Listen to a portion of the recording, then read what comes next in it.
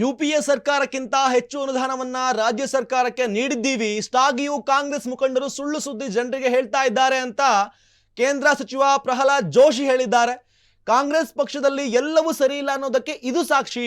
ಡಿಕೆಶಿ ಮತ್ತು ಇತರರ ಜಗಳವಿದೆ, ಸರ್ಕಾರ ಸರಿಯಾಗಿ ನಡೆಯಕ್ಕೆ ಸಾಗ್ತಾ ಇಲ್ಲ, ಅನಗತ್ಯವಾಗಿ ಬಿಜೆಪಿ ಮತ್ತು ಕೇಂದ್ರ ಸರ್ಕಾರದ ಮೇಲೆ ಆರೋಪವನ್ನ ಹೊರಿಸ್ತಾ ಇದ್ದಾರೆ.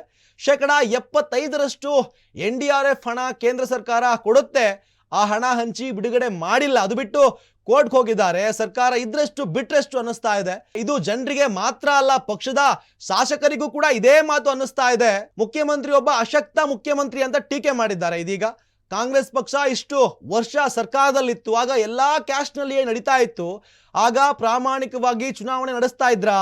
ನಾವು ಕಪ್ಪು ಹಣವನ್ನಾದ್ರೂ ಚುನಾವಣೆಯಿಂದ ದೂರ ಇಟ್ಟಿದ್ದೀವಿ, ಬಾಂಡ್ ಕೊಡಲು ಚೆಕ್ ಮೂಲಕ ಹಣವನ್ನ ಕೊಡಬೇಕಾಗತ್ತೆ, ಇದು ನಮ್ಮ ಮೊದಲ ಹೆಜ್ಜೆಯಾಗಿತ್ತು. ಈಗ ಸುಪ್ರೀಂ ಕೋರ್ಟ್ ಹೇಳಿದ್ದನ್ನ ಮಾನ್ಯ ಮಾಡ್ತೀವಿ, ಕಾಂಗ್ರೆಸ್ ಸಹ 1600 ಕೋಟಿ ಬಾಂಡ್ ಮೂಲಕ ಬಂದಿದೆಯಲ್ಲ ಅಂತ ಎಲೆಕ್ಟ್ರಲ್ ಬಾಂಡ್ ವಿಚಾರವಾಗಿ ಸಮರ್ಥನೆಯನ್ನ ಮಾಡಿಕೊಂಡಿದ್ದಾರೆ.